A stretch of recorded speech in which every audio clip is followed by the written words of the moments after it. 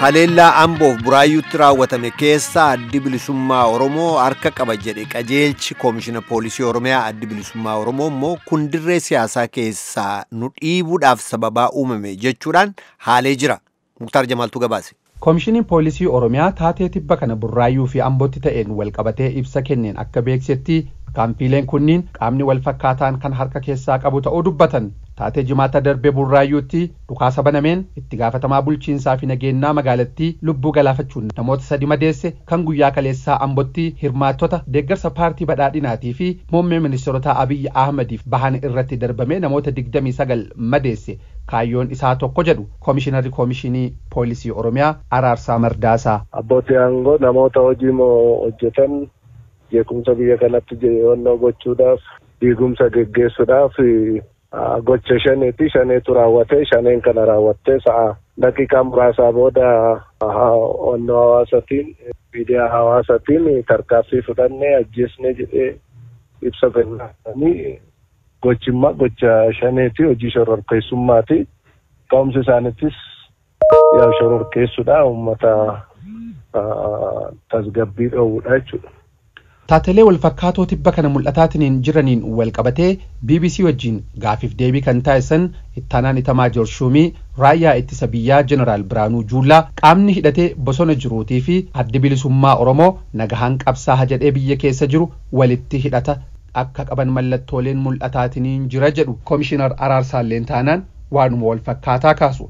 Addi bilisummaa Oromoo gama isaatiin taatee Burraayyuutti lubbuu namaa galaafatee kaan miidhaa geesseen walqabatee balaaleffatee ibsa baaseetiin jira. Dhimma kanaan walqabatee raadiyoon sagalee Ameerikaa kan dubbise miseensi shanee gumii adda bilisummaa Oromoo obbo Mikaa'el Booran nagaa fi tasgabbii biyyaalessaa fiduudhaaf mariin waliinii hunda galeessa ta'e barbaachisaa ta'uu dubbatan. Jecha Burraayyuutti raawwatame sana balaaleffachuudhaaf sababaan isaatis ajjecha akkanaatiin nam tokko irratti qondaala mootummaa haa ta'uu nama dhuunfaa haa ta'uu kan dhaaba siyaasaa haa ta'uu nama tokko irratti yookaan murna garee murtaa'e tokko irratti xiyyeeffatanii isa karaarraa maqsuudhaan furmaati biyya kanaaf hin dhufu furmaata waliigalaatiif hundumtuu yoo hojjete qofa gara furmaataa gara nagaa gara iddoo barbaannu sanatti deemuu dandeenya.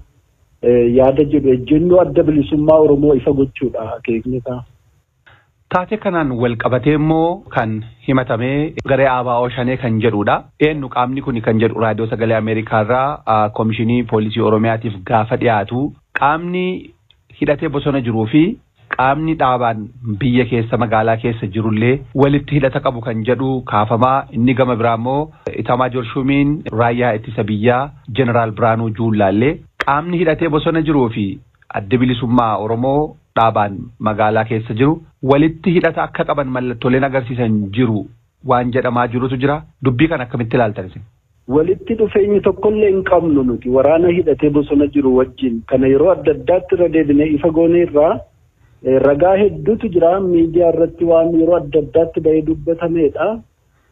Yeroo adda addaatti nuti ejjennoo keenya bifa garaagaraatiin ifa gooneerra kun kijiba adiidha. Isaan kan akkana jedhaniisi kan akkana jechuun isaanii nuuf wanti nu mirkaneessu humni hidhatee bosonatti hafe sun akka hin galle kan godhe kan bosonatti hambise shira isaan dalagan ta'uu ragaa baay'ee qabna. Amma dura simaa turree irra caalaatti immoo kana booda uummata keenyaaf ifa goona.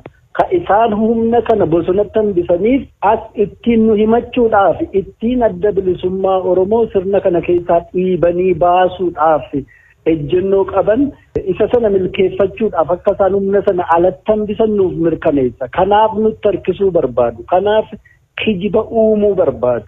Nu dhiibuu barbaadu. Of biraa nu dhiibuudhaaf sirna kana keessaa nu dhiibuudhaaf sirni dimokiraasii akka dhufuuf hojii nuti hojjechaa jirru gufachiisanii aangoorra qawweedhaan humnaan turuudhaaf shira hojjetanii milkeessuudhaaf kijiba kana uumu jechaadha. Taatee guyyaa kaleessaa magaalaa Ambootitti ta'eetiin namoota 29 madeesse jedhame kana keessaa namoota muraasa simateetiniin yaaluu isaa hospitaalli Amboo beekseetiniin jira. Hospitaala Riifaraalaa Yuunivarsiitii Ambootti meedikaal daayirektarii kan ta'an Dr. Goonfaa Mootii miidhaaleen dhaqqaballee hedduu hammaataa ta'uu dhabuusaa dubbatu. Kaleessa nu bira kan dhufan namoota 7dha. Namoonni 7 sun miidhaa qaama salphaa wanta jedhamudha qaama isaanii ga'e. Sanaan ala namni balaa guddaadhaan miidhamee nu biratti ciisee jiru. Hundi isaaniiyyuu yeroodhuma sana yaala argatanii gara mana isaaniitti deebi'an jechuudha. Miidhaan kun waan maaliin dhaqqabe isinitti fakkaata? Miidhaansaa jechuun boombii fakkaata. Xaareewwan irraa kaan fakkaata bakka adda addaa tuttuqee gogaa isaaniirra.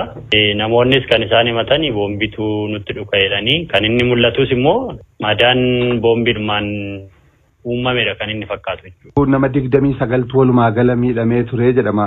Namoonni hundi hospitaala keessan hin dhufne jechuudha. Hospitaala magaalaallee jira buufanni fayyaallee naannoo sana jira waan ta'eef dhaqaniiru yoo ta'e malee nu bira kan dhufani poolisiidha kan fidee dhufe nama 7dha namni 7 dhiiradha dhufanii yaala battaluma argatanii gara mana isaaniitti kan deebi'anidha. Balaa qaamaa sasalphaadha malee kan mugitee namni akka ciisuuf wanti jedhes hin jiru.